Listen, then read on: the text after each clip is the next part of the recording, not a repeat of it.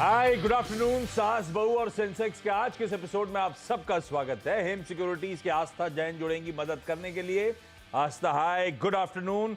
आपकी स्क्रीन पे toll free number, WhatsApp number, Twitter IDs आएंगे। प्लीज डायल करें, मैसेज करें या फिर टेक्स्ट करें, रीच आउट करिए। कोशिश होगी आपकी ज्यादा से ज्यादा क्वेरीज इस प्लेटफॉर्म पे हम रेज कर पाए। मार्केट्स क्विकली स्क्रीन पर आएंगे। आधे % के उछाल के साथ निफ्टी कामकाज करता हुआ तो शुरुआत। कमजोर ग्लोबल, कमजोर क्यूज तो बढ़िया ही थे। यूएस से तो बढ़िया सेशन पैन आउट हुआ। हमारे अच्छी बात यह हुई कि बैंक्स ने right from the beginning lead करा और निफ्टी आईटी भी अब अच्छे खासे अपटिक्स के साथ ही कामकाज करता हुआ नजर आएगा। तो दो इंपॉर्टेंट हैवीवेट पॉकेट्स बैंक्स और आईटी की कुछ हद तक परफॉर्म कर रही हैं। उसका फायदा निफ्टी को इस समय मिलता हुआ 570 अंकों के आसपास की 18,570 के आसपास इस समय निफ्टी ट्रेड करता हुआ आपको नजर आएगा। अच्छा, एक स्टॉक जरा हम लोग अभी कुछ देर पहले YouTube live, social media live कर रहे थे मैं नीरज वाजपेयी, तब वो अपडेट पढ़ रहे थे कि दिल्ली सरकार ने भाई 450 टेस्ट 1 जनवरी से फ्री करने की बात करी है। जरा प्लीज डॉक्टर लाल, पहले दिल्ली की बात है, डॉक्टर लाल उठा के लाइए स्क्रीन पे, और हुआ तो साथ में फिर मेट्रोपोलिस वगैरह का भी रब ऑफ दिखाइएगा। डॉक्टर लाल दिखाइए। हाँ, ये आना था। दिल्ली सरकार ने ये घोषणा कर दी है कि 450 टेस्ट 1 जनवरी ऑनवर्ड्स फ्री। पहले ये मार्जिन्स का प्रेशर झेल रहे थे कंपटीशन के चलते, और अब इस तरह के अनाउंसमेंट्स का प्रेशर अब माउंट होता हुआ 4-4.5% का दबाव इस समय आपकी स्क्रीन पे। मेट्रोपोलिस ठंडा पड़ रहा है ऊपरी स्तरों से, पर मेट्रोपोलिस से ज्यादा दिल्ली की पकड़, नॉर्थ इंडिया की पकड़ तो डॉक्टर लाल पैथ लैब्स के पास है, इसीलिए उसमें आप देख रहे हैं तगड़ा प्रेशर इस समय बनता हुआ। खैर, ऐसी स्टॉक्स पे बातचीत आगे होती रहेगी। सवाल जवाब के सिलसिले की शुरुआत कर रहा हूं, और उस कड़ी में आज हमें पुणे, आज हमें वृंदावन और कोलकाता जाना है। सबसे पहले पुणे जा रहा हूं। गीता संगम जी, आपको डॉक्टर साहब जो जुड़ चुके हैं सब दिखाइएगा प्लीज स्क्रीन पे। हाँ, गीता जी स्क्रीन पर आपके। Geeta ji hi good afternoon ma'am. Geeta ji, पहली क्वेरी कौन सी? Yes sir. Geeta ma'am, 2 stocks आपकी शायद क्वेरीज है। पहला कौन सा लें आस्था के लिए सवाल? हाँ, मैं मन्नापुरम 1,000 @ 158 लिया था। अच्छा गीता मैम, कुछ आइडिया ये क्यों लिया था? लॉन्ग टर्म के लिए, ट्रेडिंग के लिए? लॉन्ग टर्म, सब कुछ लॉन्ग टर्म। सब कुछ लॉन्ग टर्म। तो ज्यादातर पोर्टफोलियो सब लंबी अवधि के लिए रखा है। पोर्टफोलियो कैसा कर रहा है Gita ma'am, other than Manappuram? बढ़िया चल रहा है क्या? आस्था लंबी अवधि के लिए मणप्पुरम फाइनेंस पर ऊपर की खरीद है 160 की, मेरी बाइंग से 40-45 रुपए इस समय नीचे चल रहा है। लॉन्ग टर्म के लिए मणप्पुरम है कैसा, और जिस भाव पे ले लिया है मैं क्या करूं अब? गुड आफ्टरनून आशीष। देखा जाए तो मन्नापुरम फाइनेंस में मेरे हिसाब से अभी तो वेट करना पड़ेगा, क्योंकि चार्ट्स की स्थिति यहाँ पे सुधरेगी अगर ये एक बार 126, 127, 127 के ऊपर ये ट्रेड करना चालू करेगा, उसके बाद जाके थोड़ी सी तेजी इस काउंटर में लौट के आएगी। लेकिन मैम अभी आपको वेट करना है स्टॉप लॉस के साथ, जो तकरीबन यहाँ पे आ रहा है 107 के जोन पे। तो 107 के एक स्टॉप लॉस के साथ अभी आप मन्नापुरम में वेट करिए। अगर 117 इसने क्रॉस किया तो मेरे हिसाब से फिर तेजी लौटेगी और आपकी कॉस्ट प्राइस भी हमें देखने को मिलेगी, क्योंकि इनिशियल लेवल फिर आएंगे 150, 151 के। समय सीमा यहाँ पे इनको रखनी पड़ेगी 3 से 6 महीना मिनिमम। तो इतनी समय सीमा के साथ अगर मेंटेन करेंगे पोजीशंस को, तो मेरे हिसाब से कॉस्ट प्राइस तो यहाँ पे देखने को जरूर मिलेगी। और कॉस्ट पे आए तो निकल जाना है आस्था, ऐसा करना है कि फिर क्या रणनीति क्या होगी? आप सिर्फ कॉस्ट का इंतजार करें और निकल जाए स्टॉक से? अच्छा नहीं है पोर्टफोलियो में लॉन्ग टर्म के लिए? लॉन्ग टर्म के लिए मेरे हिसाब से फिर बाद में रिजल्ट्स वगैरह आएंगे तो वहां पे वापस से पोजीशन को रिव्यू किया जा सकता है, तो उसके बाद एक स्ट्रेटेजी ज्यादा अच्छी क्लियर बनेगी। लेकिन अभी इनिशियली तो मेरे हिसाब से 151 तक जाने की क्षमता है स्टॉक में, और अगर सब कुछ अच्छा रहा, खबरें बढ़िया आई, नतीजे बढ़िया दिए, तो और भी ऊपर जा सकता है। तो अभी तो मैम आपको इंतजार ही करना है 3 से 6 महीने के पर्सपेक्टिव से। ब्यूटीफुल, ठीक है। वृंदावन से माला मेहरोत्रा जी स्क्रीन पर। Mala ma'am hi good afternoon. How are you Ashish? बिल्कुल ठीक माला मैम।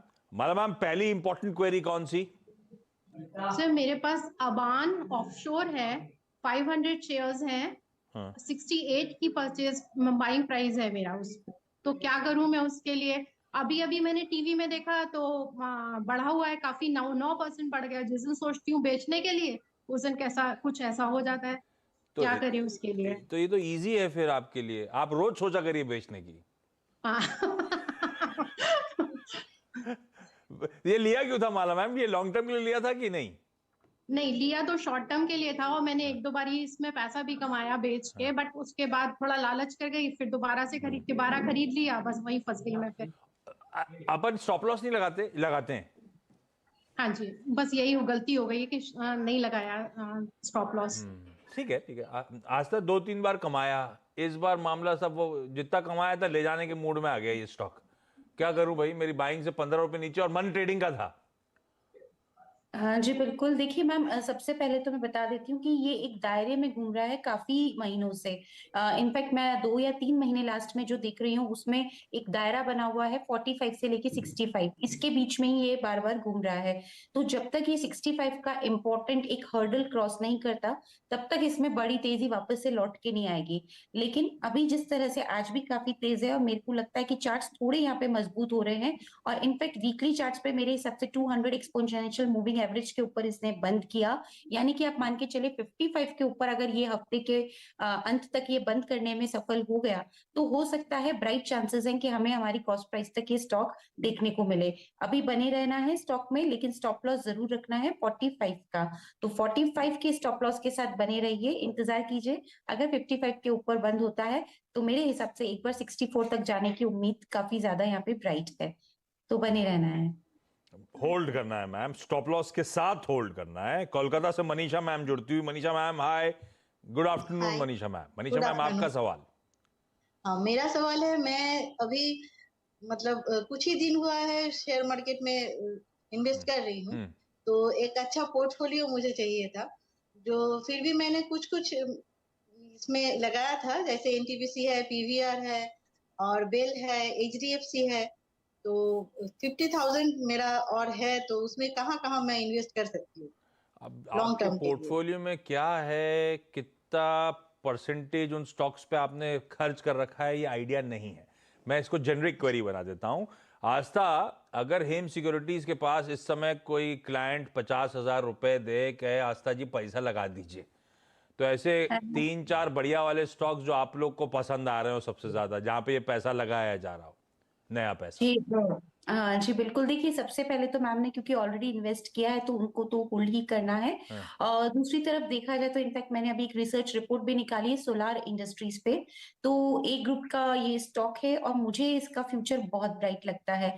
तो कोई भी गिरावट आती है, थोड़ा सा टिकट साइज यहाँ पे बड़ा है 4,000 के आसपास का, लेकिन मुझे लगता है बढ़िया तेजी ये हमें दिखा सकता है। तो मैम एक ये वाला स्टॉक है, यहाँ पे भी आप नजर बना के चल सकते हैं। 3,900 4,000 की रेंज में मिलेगा, तो बढ़िया लेवल है। उसके अलावा एलएनटी पे भी मैम आप ये जरूर अपना एक पोजीशन बनाइए, क्योंकि ये लॉन्ग टर्म के लिए काफी बढ़िया एक इन्वेस्टमेंट रहेगा, और ये आपको लॉन्ग टर्म में अच्छे रिजल्ट्स और अच्छे रिटर्न्स देके ही जाएगा। तो दूसरा मैं यहाँ पे लार्ज कैप में एलएनटी पे यहाँ पे फोकस करने की सलाह दूंगी। तीसरा एक्सिस बैंक या फिर एसबीआई, दोनों ही बढ़िया लगते हैं। तो मैम एक आप वो भी स्टॉक खरीदिए। तो एक कैपिटल गुड से हो गया, एक डिफेंस से हो गया, एक हमारा बैंकिंग स्पेस से हो गया। तो ये 2-3 स्पेसेस काफी अच्छी लगती है। और चौथा एचयूएल, हिंदुस्तान यूनिलीवर, बहुत धीरे धीरे चलता है, लेकिन नीचे आए तो इसको भी मेरे हिसाब से खरीदना चाहिए। तो एक ये एफएमसीजी स्पेस से ये भी काउंटर अच्छा लगता है। तो ये 3-4 स्टॉक्स अच्छे हैं, इनमें मैम आप अपना एक पोर्टफोलियो क्रिएट कर सकते हैं, लेकिन लॉन्ग टर्म के लिए। बिल्कुल ठीक। पचास अच्छा, और हजार रुपए टाटा हैं, पावर? इन चारों स्टॉक्स पे 12.5 12.5 डाल दूं क्या? हाँ, अगर आप इक्वली डालेंगे तो भी अच्छा है, और अगर थोड़ा सा एलोकेशन यहाँ पे अलग अलग रखना है, तो मेरे हिसाब से बैंकिंग में थोड़ा सा ज्यादा डालिए, क्योंकि बैंकिंग मुझे अभी भी पसंद आता है, फॉलोड बाय एलएनटी। एलएनटी भी काफी ज्यादा यहाँ पे अच्छा लगता है, उसके बाद सोलार इंडस्ट्रीज और फिर एचयूएल। तो इस तरह से भी आप अपने पोर्टफोलियो में एक पैसा इन्वेस्ट कर सकते हैं। आप कुछ कह रही थी। हाँ, टाटा पावर में 30,000 रुपीज मैंने इन्वेस्ट कर दिया है। तो ये क्या रखना चाहिए या फिर बेच देना चाहिए? किस भाव हाँ पे लिया जी। हुआ है टाटा पावर, और लॉन्ग टर्म के लिए लिया है ना? जी। आपकी बाइंग प्राइस क्या है? शायद 200 से नीचे था तब। ओके, 220 पे चल रहा है। आज तक टाटा पावर लॉन्ग टर्म के लिए बढ़िया है ना? लॉन्ग टर्म के लिए बढ़िया है, लेकिन अभी इमीडिएट लेवल में थोड़ा वीक लग रहा है स्टॉक। तो मैम तैयार रहिए, थोड़ा सा डाउन साइड ये दिखा सकता है, लेकिन फिर भी आप लॉन्ग टर्म के लिए तो बने ही रह सकते हैं। एक चीज का इसमें ध्यान रखिएगा, 210 के नीचे गया तो थोड़ी दिक्कत ज्यादा हो जाएगी। तो बस यही हम प्रे करते हैं कि 210 या 205 के नीचे ना जाए, इसमें भी बने रहिए, लेकिन तैयार रहिए, थोड़ी सी वीकनेस अभी और आ सकती है, इमीडिएट तेजी इसमें आएगी नहीं। ठीक बात, ठीक है। नया पैसा डालना है तो जो 4 स्टॉक्स मेंशन्ड हुए उसमें एक्सिस या एसबीआई, इनमें से कोई एक बैंक चुन लीजिए। उसके बाद लार्सन एंड टूब्रो चुन लीजिए। सोलार इंडस्ट्रीज, डिफेंस का प्ले, उस पे दाव लगाया जा सकता है। और एक और है HUL। ये 4 स्टॉक्स हैं जो इस समय हेम सिक्योरिटीज को, आस्था और उनकी टीम को पसंद आ रहे हैं। गीता मैम, अगला सवाल मणप्पुरम के बाद। हेलो। हाँ गीता मैम, अगला सवाल। हमने टाटा पावर 750 251 में लिया था।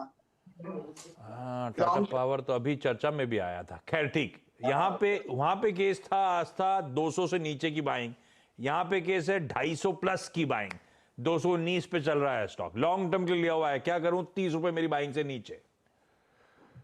देखिए मेरे हिसाब से, जैसा कि हमने पहले भी यहाँ पे चर्चा की, स्टॉक थोड़ा सा अभी वीक हो रहा है। इसमें अगर तेजी लौटनी है तो इसको 230 के ऊपर बंद करना है और उसके ऊपर ट्रेड करना जरूरी है, तभी जाके यहाँ पे कुछ तेजी हमें लौटते हुए नजर आएगी। लेकिन अभी थोड़ा वीक हो सकता है, बने रहने की ही सलाह है। लेकिन स्टॉप लॉस मैं यहाँ पे आपको थोड़ा बढ़ा दूंगी मैम, क्योंकि आपकी पोजीशन थोड़ी ऊपर के लेवल पे है। 189 का एक स्टॉप लॉस लगा लीजिए। थोड़ा बड़ा है, मुझे लगता है कि बिल्कुल आपको लग रहा होगा इतना नीचे का दिया है, लेकिन उसके नीचे के जाने के चांसेस कम है। तो 189 के स्टॉप लॉस के साथ अभी तो बने रहिए टाटा पावर में, लेकिन तैयार रहिए, थोड़ी गिरावट दिखा सकता है ये स्टॉक। थोड़ी गिरावट आ सकती है। माला मैम, अगली क्वेरी। सर मेरे पास IB रियल है, 600 शेयर्स हैं, एवरेज करके मैं 128 पे पहुंच गई हूँ। क्या करूं? एम्बेसी ग्रुप ने जब से इसको लेने की बात चल रही है तब से रुकी हुई हूँ कि लॉस बुक ना करूं।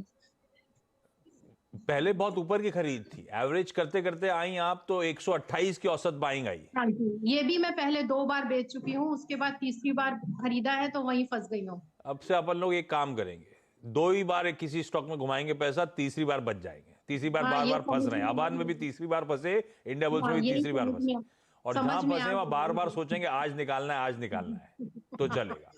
दो तोड़ के तो मैंने बता दिया आज था। अब आप एक्चुअली बताइए, 40 रुपए नीचे चल रहा है, करना क्या है?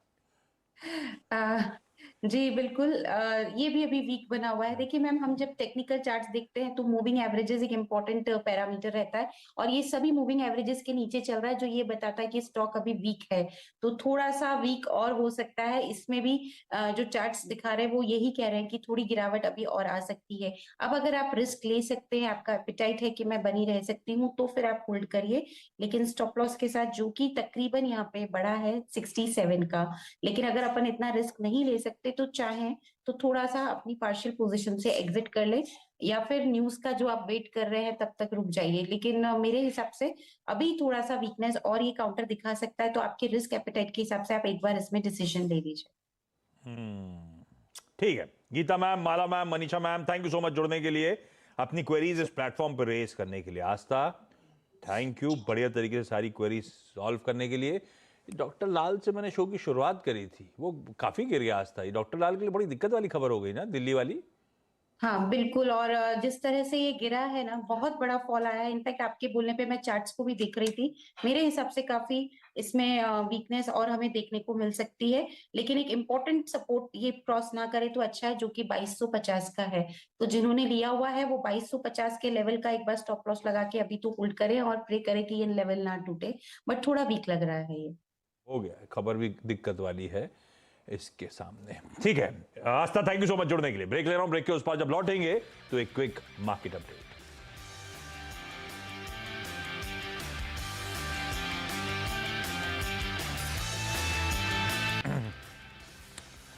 ब्रेक के बाद आपका स्वागत है। और हम निफ्टी के आधे % के उछाल की बात कर रहे थे, ब्रॉडर मार्केट्स आपकी स्क्रीन पे। हाँ, मिड कैप इंडेक्स तो ठीक कर रहा है, रिकवर भी हुआ, 1/3% ऊपर है, ब्रेथ पॉजिटिव, लेकिन थोड़ा सा सरेंडर कर रहे हैं बढ़ने वाले शेयर्स। तो आपको डिक्लाइनिंग लाइन थोड़ी सी बढ़ती हुई नजर आएगी पर इस समय भी एडवांसेस के फेवर में 5:3 का रेशियो, 3 गिर रहे हैं तो 5 स्टॉक्स मजबूती के साथ ट्रेड कर रहे हैं। ब्रेक के उस पार जब लौटेंगे तो दरअसल हमेशा छोड़ के इसलिए जाता हूँ क्योंकि इसी स्पेस पे डिटेल में फोकस होना है मिड कैप मंथ में। सुमित स्टूडियो में ऑलरेडी पहुंच चुके हैं। सुमित को दिखाइए, दिखा सकते हैं क्या? ये सूला विन्यार्ड्स के लिए आपने ये पहना है क्या? इधर आ सकते हैं आप। ये सूला विन्यार्ड्स के लिए आपने ये वाला पहना है क्या? नहीं सूला नहीं, मेरे पास पहले से है। मेरा एक बाद में आया है। सुमित को दिखाएंगे नहीं क्या? मैं मर्द हो रहा हूँ, मैं शायद पीछे बैठ रहा हूँ। हाँ तो ठीक है, ये अब सुमित के साथ आप लोग देखेंगे तो कुछ ही देर में मिड कैप मंत्र हो जाते आते एडवांस डिक्लाइन के वो जो बढ़िया एनिमेटेड ग्राफिक्स हैं डायरेक्टर साहब वो दिखाते हुए ब्रेक लीजिएगा। नमस्कार।